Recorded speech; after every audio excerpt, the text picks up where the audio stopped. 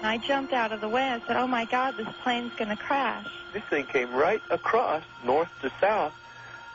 Incidentally, I was a private pilot, so I have some familiarity with the airspace. It glided over my house, and there was absolutely no noise. What I thought to be a kind of a boomerang shape. Myself, my God, that's a wingspan. I've never seen anything like that. They were reported by at least one commercial airline pilot. It was humongous, that's all I can say. It passed right in front of us, just about right above eye's length.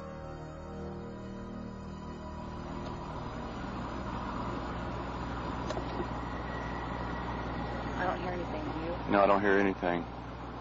What in the hell is that? It's wide. I came out second after Monica, and I remember looking at it. It was coming over the mountain, and it was like almost as wide as one of the humps. And it was very low. It's coming across the sky, and as it's moving, it's blocking and unblocking the stars. There's actually a shape. It was more like a boomerang than like a straight V, and then the lights were spaced pretty evenly. It was actually 5 lights that were a V, 1 in front and 2 on each side, and it was perfect. It was a perfect triangle.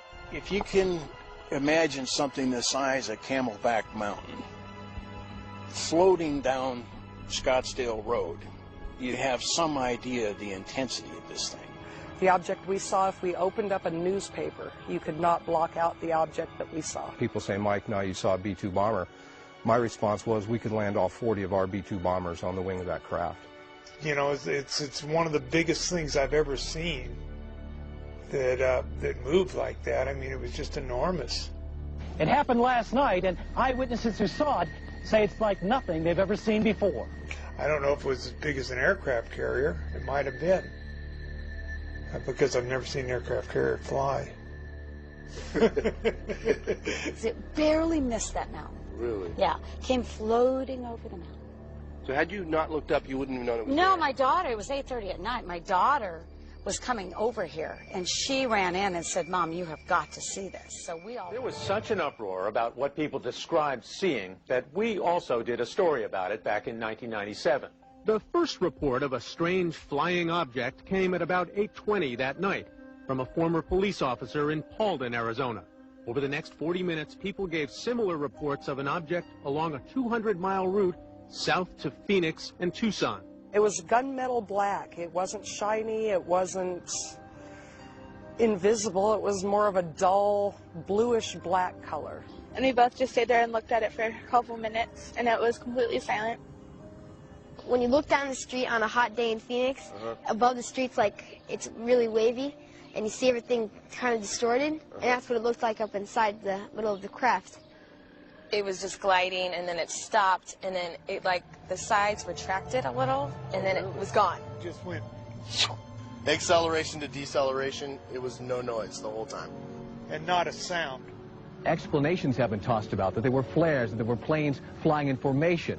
But Mark and Robin, we checked with the FAA today, we checked with Sky Harbor, and we checked with Luke Air Force Base, and there's been no official explanation of those strange bright lights last night. Well, I'm going to order a full, investigation of this through DPS. We're going to make all the necessary inquiries, and we're going to get to the bottom of it. We're going to find out if it was a UFO.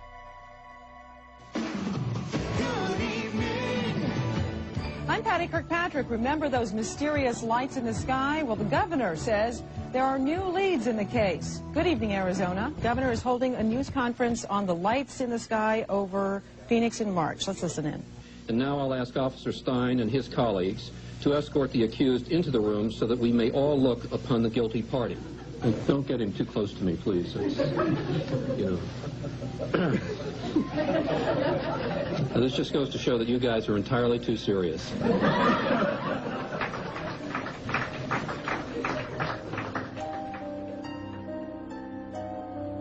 I think what really irritated me was the joke the governor pulled with the Martian. You know, I just didn't have time for that kind of stuff. He was just dismissing everything that these people had seen and said, just like we're all Looney Tunes. And I know what I saw, and that's not what you're telling me what I saw. I didn't see flares. I didn't see A-10 Warthog. So how about we work together and try to figure out what this thing is?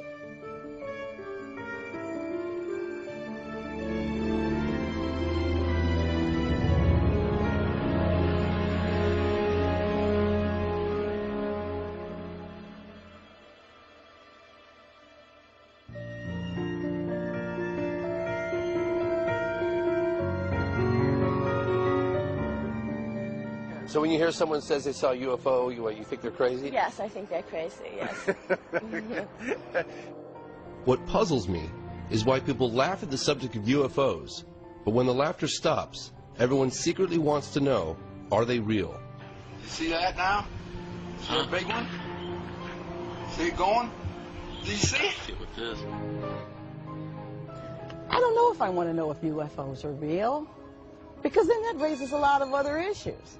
Who are they? Why are they here? Are they going to hurt me? Do they have chocolate? When I told my father I wanted to make a documentary about UFOs, he said I was crazy. In fact, my whole family did. And 95% of the time, this stuff is crazy. But the remaining 5%, that is what keeps me going. This man in the saucer, can you describe him?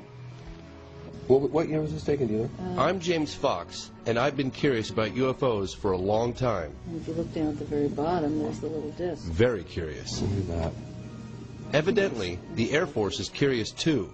In pursuit of this obligation, And in 1952, they admitted it. we have received and analyzed between 1,000 and 2,000 reports.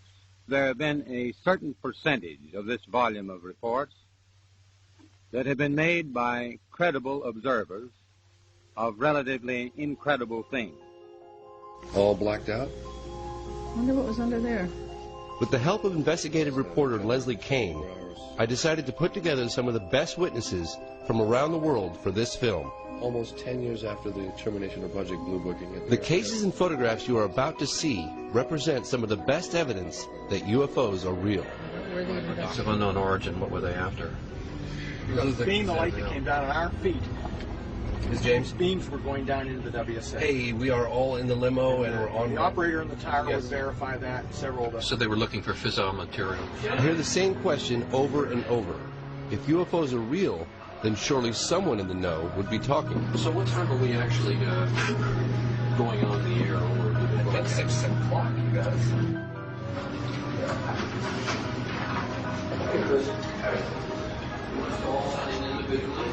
Yes, we never made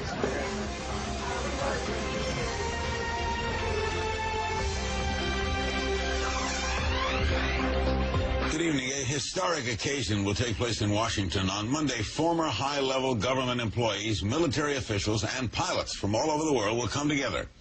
They'll discuss their own UFO sightings and encounters, and they'll do it at the National Press Club in the nation's capital. This group has gathered together to call on the United States government to take an active role in investigating cases involving unidentified flying objects. James Fox, will you be there Monday too? Absolutely, yes. To establish the fact that the phenomenon is real and it's happening worldwide. Fife, are we now saying that the United States is taking this seriously, or is this just an event? I think the United States is taking it seriously, and they need to. It's long overdue. And you're going to moderate it, right? I'm going to moderate it. I'm Fife Symington. In 1997, during my second term as governor of Arizona, I saw something that defied logic and challenged my reality. Before this event, I met with the governor at his home to find out why he ridiculed the sighting.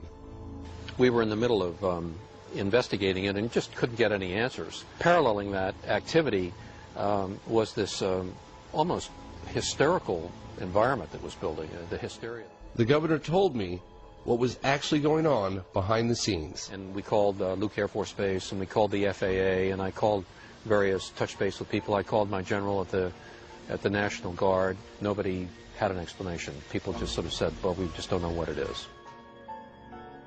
Phoenix Councilwoman Frances Barwood was one of the only elected representatives willing to push for an investigation.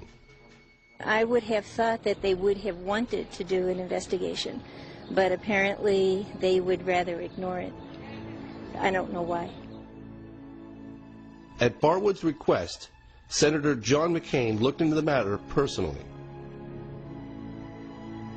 We asked the Air Force to look into it, and this was the first response that we've gotten. We're going to go back and ask them to look at it again.